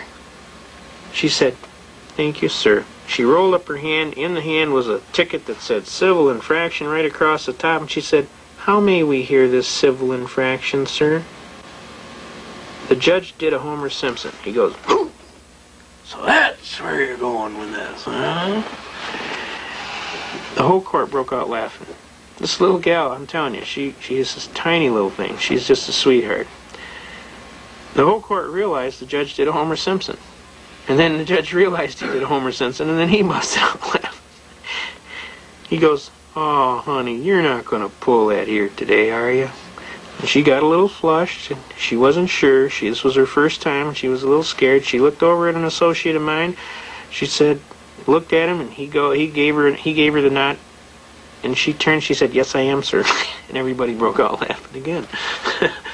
The cop goes, well, if they're going to play around, I'm gonna put 15 over on the ticket, judge. And the judge goes, no. You got what's on the ticket. That's what's on the complaint. You're not changing the complaint after the fact. That's perjury. You want me to put you in the coolie? You know, you can't change the complaint. The complaint is the complaint. You signed it. It's true. Got me? If it was 15 over, you should have wrote 15 over. He said, well, I just don't want to screw around. This is just getting out of hand. I mean, she was guilty. Da. And she goes, Your Honor, we haven't even gotten to that yet, Your Honor. There's no jurisdiction. This is where we're at. We're at no jurisdiction. It says, we're right. He said, are we going to go through with this now? Come on, tell me true. She says, yes, I am, sir. I'm going through all the way to the Supreme Court, she said. And the judge goes, okay, now, we're going to have to set a hearing. She says, and I'd like a formal hearing too, sir. He said, okay, and I'd like a trial by jury, sir, because the value in controversy is in excess of $20. Pursuant to the 7th Amendment, I have a right to trial by jury. He says, yeah, okay. We'll send you notice. It's been 3.5 weeks. We got no notice. We call them every day. They don't even want to talk about this case. The only reason they said that was so all of the poor little people in the back of the room didn't get the idea that they could get up there and do the same thing this little gal did. They're not going to call her back because they got no jurisdiction. They're not going to try that case because she's going to blow their doors off. Okay? Now that's one of the most beautiful texts and the fastest. And the last time I did it, it was before a particularly obnoxious judge.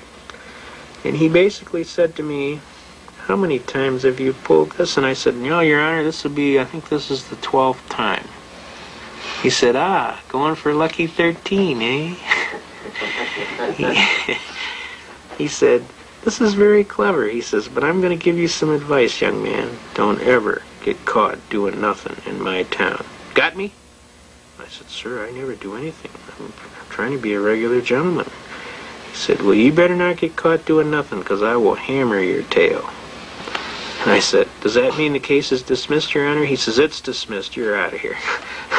Now, I'm telling you this works, and it works real good. Now, the next effective step that you can do is you can turn around and ask the judge if he's a licensed attorney to practice law, because none of the judges are licensed. Take my word for it.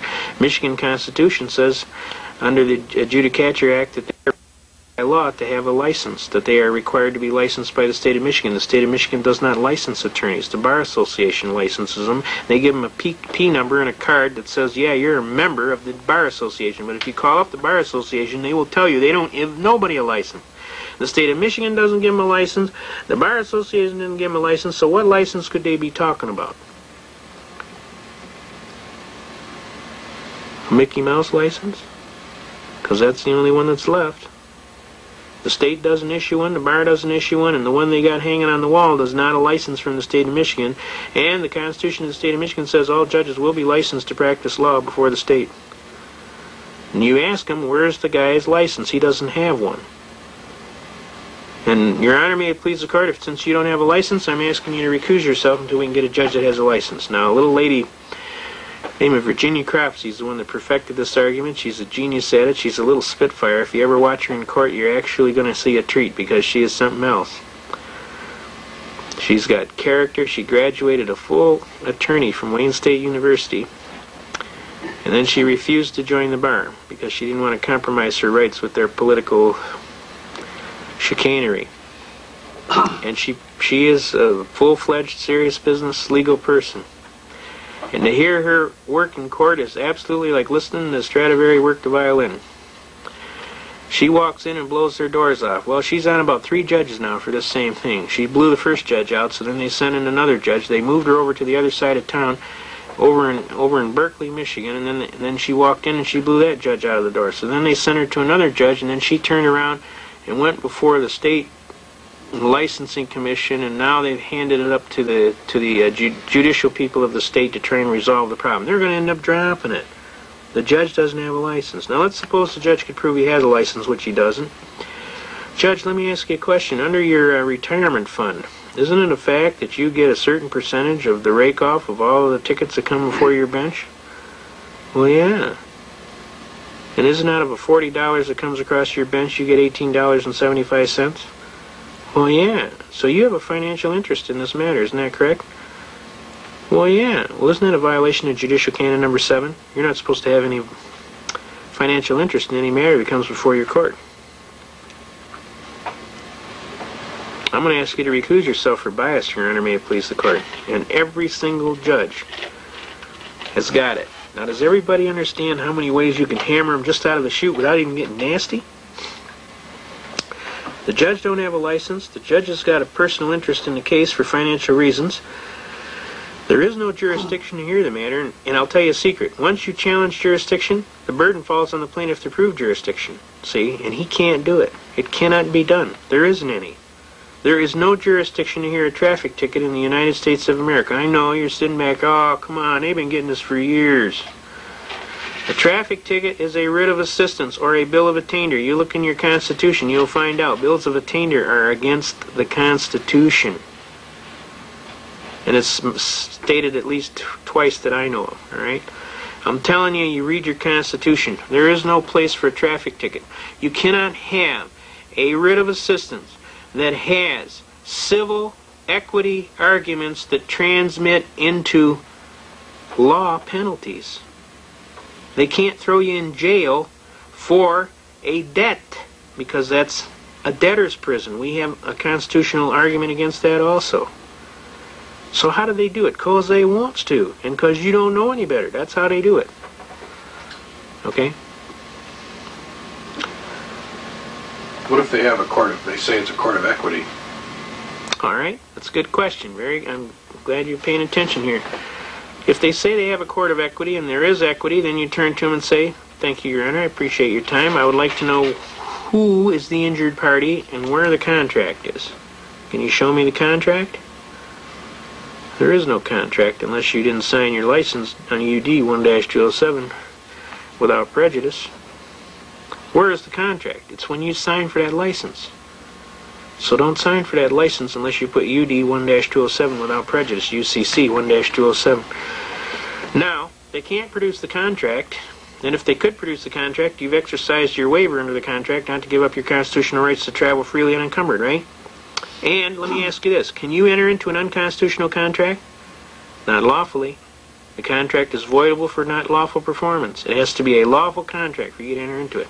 All right, now the next thing. Who's the injured party? Who got injured? Show me, Judge. The parking meter out there? Another neat trick that I like to do, especially in speeding tickets, is I like to confront my accuser. I always like to call a black box that accused me of speeding to the stand, and the judge always gets upset. And I tell him, well, Your Honor, I said, I've been asking this policeman here for 3 hours how the black box that he's been playing with works, and he can't tell me. And we've been through the whole stationary mobile radar manual from Macomb County Community College Law Enforcement Academy, and I've asked him every question, and I don't know how he passed his second-class radio operator's license because he doesn't know how the damn thing works, period. He doesn't even know how to set up the test to properly test the thing in all environments. I said, on top of that, I said, he is not the witness. He is nothing but a hearsay witness, and his testimony is inadmissible in any court in the land because you can't have hearsay. He says, what the hell are you talking about? I said, he did not actually accuse me. That black box with flashing lights on it and little beepers accused me. I said, now if I had a black box in here with little lights on it and making noises and accusing and saying, he didn't speed, he didn't speed, he didn't speed, we know how far that'd go, right through that window, Judge. You'd throw it right out through that window. But you let this guy bring his idiot box in with flashing lights and beepers on it, and his thing is exactly by the book and admissible in court. He can't tell me how the thing works. We've been trying for 3.5 hours to test him to see if he knows how it works. He couldn't pass that test to save his life, and the bottom line is, I still don't think the damn thing works, and personally, I want to call it to the stand to confront my accuser. Under Article 1, Section 13, Paragraph 5, I got a right to confront my accuser, and I'd like to confront my accuser, and I'm serving a subpoena. A subpoena deuces tecum, which means bring your books and records, too. He goes, that's pretty clever. I says, not only that, Your Honor, he's arguing apples and oranges. See, I got a speedometer in my car, and it might be plus or minus 12 miles an hour on a factory-made one. A handmade one is plus or minus 6 miles an hour. I said, and mine's got a little needle on it, and it works off a little cable that goes in the transmission, it runs off a little gear. I says, it doesn't have 4 decimal places, and it doesn't do space logic and all this other stuff and shoot out a mile ahead and tell me how fast the telephone poles are flying by. I said, he's got this handy-dandy gadget in his car that's measuring speed one way, and I got this one that's measuring speed my way. So how could I be guilty to the extent that his is talking about, because I don't have one of them in my car? Do you see the apples and the oranges here, Judge? It's not really a fair test, is it? He goes, that's a pretty good argument you got there. He says, I'll tell you what we're going to do. You've cost my court enough for the day. I'm going to dismiss the case. What do you think of that? I said, fine by me, Your Honor. But before we do, I have one more bitch, Your Honor. He says, bitch, what's that? I says, you see that police officer there? I have a great deal of respect for that police officer. And I don't like to see that police officer get injured in any capacity. I personally feel that police officer sitting in that vehicle all day, for 8 hours a day, getting bombarded by high-energy microwave energy is an insult to that police officer's life, to his family. I personally feel for that police officer. I wonder why these guys are so irritable and why they don't want to eat no food and they don't want to jump the old lady when they go home. And I says, I understand why. It's because they're being bombarded by this high-energy microwave.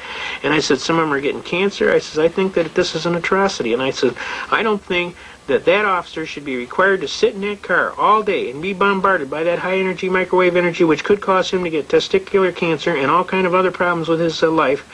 And just so that the city can make bucks off of these tickets. I says, this is an atrocity. He says, you don't worry about that policeman, that's my job. I worry about that policeman. I said, sir, I worry about him. He works for me. I worry about him. I says, now I've personally run tests on this thing where we took a microwave leak detector right from Radio Shack, which you use to detect the microwave leaks on your radar range at home. And I said, we went over by the radar car, he flipped the switch on, and that thing went in the red. So I know them guys are being bombarded by high-energy microwave energy, and I know that if I had a microwave energy oven at home that was leaking that bad, it'd go in the trash. You understand? Because of the dangerous, hazardous energy that is being given off by the thing. I says, now you ask my police officer here, my friend in the community that's going to protect me, to put a risk of cancer or something like that on his body. I says, I think that's absolutely un-American, and I'm protesting. He said, well, I'll take it under consideration. I said, and I thank you for your concern for our police officer. I said, that's all right, Your Honor. I'm trying to be a good citizen. So we walked out of the courtroom, that cop came alongside of me and he says, I ain't never turning that damn thing on again. And what do you bet that didn't go everywhere? Now that's psychological warfare, folks. That's how it works. And I was right, and I was honestly trying to help him. But he told me he ain't never turning that damn thing on again. Now this happened about 1985. Now they've been publishing in the news just in the last year. You're hearing about all these cops that are coming up with cancer from all kind of various things. Well, this is why, folks, because they're being bombarded by these high-energy radar guns. If I was a policeman, I wouldn't turn that thing on for nothing. I'd cut the wire in the thing. I'm not turning it on. What do you think of that? I'll write a ticket, I'll look in the speedometer, and I'll see how fast the guy is going. If he's going fast, I'll give him a ticket. But I'm not turning that thing on. Just so I can have my hair fall out and get a chemotherapy treatment. I don't need that kind of stuff, you understand? I told the judge, I says, you got any kind of idea what kind of power is coming off the end of the antenna on that gun? I said, for every inch that it goes past the windshield, the power curve is squaring itself. Now it's reaching out 1/4 of a mile. You got any kind of idea how much power is coming off the end of that antenna? I said, that poor guy is being bombarded with high energy microwave energy. I don't think it's right.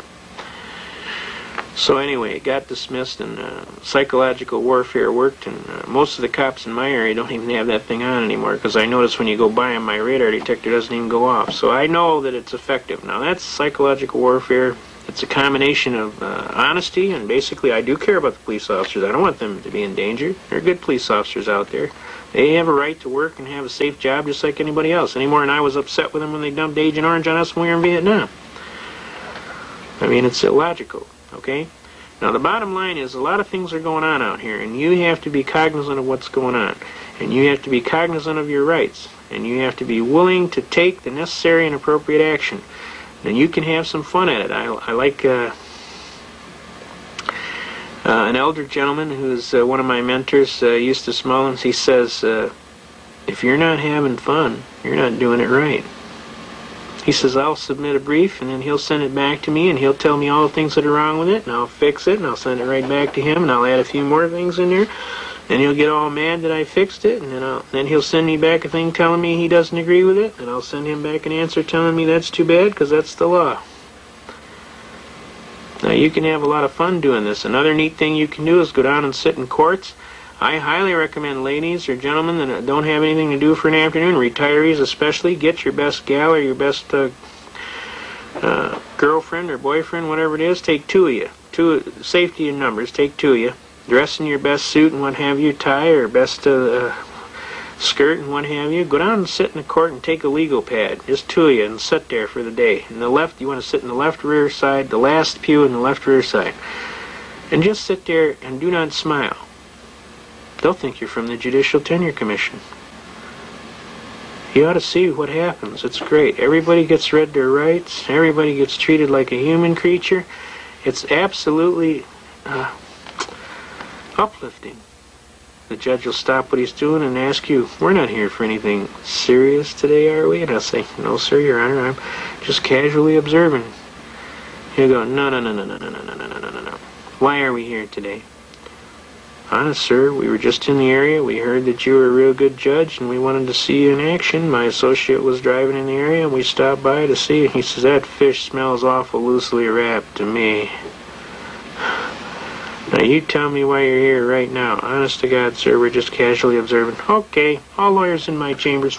Shuts the court down, goes in his chambers. Now, look. They start trying cases in the chambers, and they started trying them in the hallway, and then they were on the other side of the clerk's office at the other end of the hallway. Then they come back, and then the little gal from the prosecutor goes on. She says, what's with the nerd patrol? The judge gave her a look that would kill. Don't you do it today, honey. You keep that mouth zipped. These guys are from the Tenure Commission. We don't want no problems with the state. You button that hatch. I mean, you can have a lot of fun. My associate was just absolutely almost in tears. He could keep his straight face no longer, so I said, all right, we're leaving. We got out. He laughed all the way down to the car, laughed all the way down Rochester Road to the expressway. He said, that's the most fun I had in my life, just sitting there in that day. And everybody was getting off. Guys were getting sentences canceled. Guys were getting out of jail. One guy had $2,500 worth of fines, and they got reduced to $124 and 5 days served. It was $240, and it was going to be 10 days in jail, but the judge turned to me and winked. He says, I can't throw him in jail for a civil infraction. I knew that. So, this is the last offer I'm going to give you, young man. It's going to be $124 and 5 days served. Does that sound good to you? The lawyer turns to me and says, you better take this. This is the best deal you're ever going to get. So I'm telling you, you can be effective as citizens. You can get on the radio. You can call up. We have here Mark Scott on the radio, and we have several people. Mike Reagan. We have Jesus. There's at least 8 or 10 top people. Joe Maxwell is on there. There's a Newman fellow. Dave Newman, there's quite a few. You get on these talk shows, when you hear them bring up the right constitutional issues, you pop off, you sound off. Tell them, hey, this is America. Last time I heard we got an American flag on that pole out there. Last time I heard we got a constitution, and by God, we're going to keep it forever. Forever. Anybody got a problem with that? Okay? Now, there's a bunch of other things. We're going to take just a little break here, and we're going to come back, and we're going to finish off with some really hard stuff for for the advanced students, so come right back with us. We got some more stuff for you. Just like the old squirrel said. Be right back. All right.